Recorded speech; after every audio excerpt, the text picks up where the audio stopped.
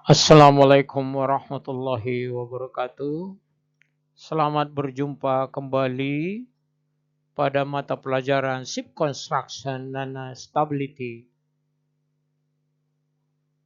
Pada pertemuan yang ke-9 ini akan kita membahas apa yang dinamakan dengan Stability at Moderate and a Large Angle of Heel.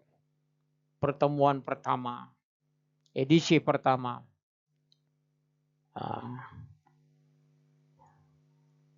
Jadi di dalam hal ini kita akan membicarakan dengan moderate, stability at moderate and the large angles. Sudut besar. Sebelum kita masuk kepada intinya, perlu kita ketahui bahwa ada yang dinamakan heel, ada yang dinamakan listing, ada yang dinamakan upright. Heel itu adalah sengit. Listing itu adalah miring. Kalau upright itu adalah tegak, lurus. Mari kita definisikan dulu apa yang disebut dengan heel. Heel itu apabila kapal miring ke kanan, kembali tegak. Atau dia memiring ke kiri, kembali tegak. Dia tidak miring kanan terus ke kiri atau ke kiri kanan. Tidak. Dia kalau kapalnya miring kanan, kembali tegak. Nanti kembali ke kanan. Seperti kita masih kecil dulu main layangan, maka kita tarik layangan itu tentu layangan aduan ya, yang tidak punya ekor. Maka dia akan ke kanan, terus ke kiri, ke kanan, ke kiri, ke kanan, ke kiri. Itu yang disebut dengan sengit. Maka kita turunkan, kita ambillah secari kertas, kita tempelkan atau kita gulung di rangka sebelah kiri. Tentu sedikit saja, maka kita naikkan kembali, maka dia naik lurus. Dan kalau kita di area, maka dia akan miring kemana, kita tarik sesuai dengan layangan. Kalau dalam hal ini kita kasih secari kertas tadi, istilahnya di dalam kapal dibisi dengan balas, air balas. Itu yang dinamakan dengan sengit atau heel. Nah, kembali kita ke nomor 2, listing atau miring. Kalau dia miring kanan, terus miring kanan, tidak kembali. Contohnya miring kanan, kapal kita, kalau kapal saya itu 1 derajat miring kanan sudah terasa sekali. Karena kapalnya panjangnya 300, kelihatan sekali. Kalau kapal di bawah 100 meter tidak akan kelihatan. Tapi kalau kapal besar, dia akan kelihatan. Sehingga dia listing miring kanan, tetap miring kanan terus. Dia tidak kembali. Nah, itulah bedanya dengan heel atau sengit. Kalau listing disebut dengan miring. Miring kanan, tetap miring kanan. Bagaimana Anda tahu miring kanan atau miring kiri? Kalau Anda di engine room, maka Anda lihatlah yang dinamakan dengan clinometer. Itulah yang dinamakan dengan listing. Bagaimana dengan upright? Itu adalah tegak lurus. Tegak dia. Itu adalah dia punya clinometer berada di 0. Kilometer itu berada di 0. Itulah dasar kita tahu apa yang dinamakan stability at moderate and a large angle of heel. Karena dia miring kanan, kembali tegak, miring kanan, kembali tegak. Itulah yang dinamakan heel pada pertemuan yang pertama ini. Tentu, bagaimana kita menghitung kemiringannya itu cap? Maka rumusnya adalah GZ sama dengan GM sinus alfa. GZ itu adalah yang disebut dengan lengan penegak.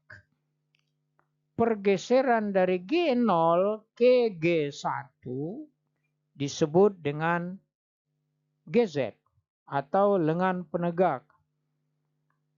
GM itu adalah garis tegak lurus yang diukur dari G menuju M. GM adalah garis tegak lurus yang diukur dari G menuju M. Bagaimana sinus alfa? Sinusnya itu adalah kemiringan. Kemiringan kapal tersebut. Berlaku sinus alfa. Dalam bahasa Inggris, GZ equal GM times sinus alpha. Jadi sini berlaku rumus sinus.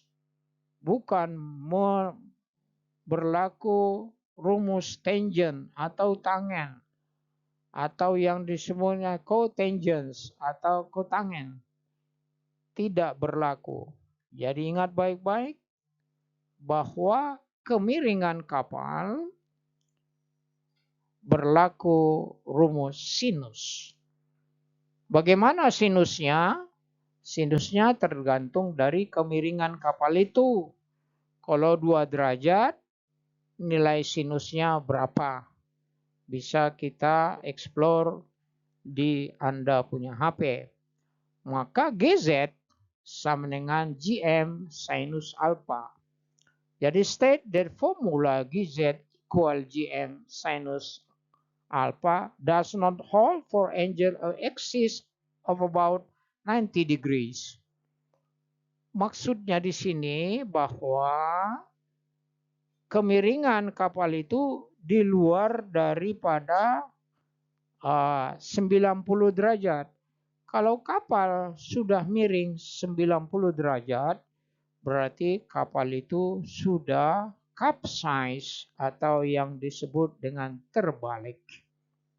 Jadi dulu kita sebut kenapa itu kapal itu terbalik?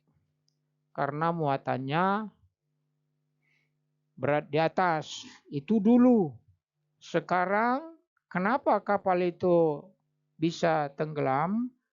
Karena sudut kemiringannya sudah 90 derajat. Nah, itu yang Anda akan lihat ya. Maka di dalam rumus daripada KM tersebut kita telah mengetahui rumusnya adalah KM sama dengan KB ditambah BM. KM itu adalah garis tegak lurus dari keel menuju M. KB adalah garis tegak lurus dari lunas atau keel menuju buoyancy atau B. Ditambah dengan BM. BM itu adalah jarak tegak lurus dari titik buoyancy menuju metacenter. Maka di sini state the initial Km is calculated from Km equal Kb plus Bm. Use a metacentric diagram to obtain value of the Km, Kb, and then Bm for given draft. Jadi di sini berlaku apabila Bm-nya tidak diketahui, maka rumus Bm itu sama dengan L dibagi dengan volume. Karena waktu juga yang tidak mengizinkan, maka hari ini cukup sekian dan Anda bisa membaca slide-slide berikutnya. Apabila Anda ada pertanyaan atau kurang jelas, Anda bisa menghubungi saya melalui telepon, melalui email, atau melalui WA Group. Hari ini cukup sekian. Terima kasih. Semoga Bapak-Bapak, adik-adik, dan Ibu menerima pelajaran ini dengan baik. Dan saya harap Bapak salin kembali di buku pribadi Anda. Sekian, terima kasih. See you next week. Assalamualaikum warahmatullahi wabarakatuh.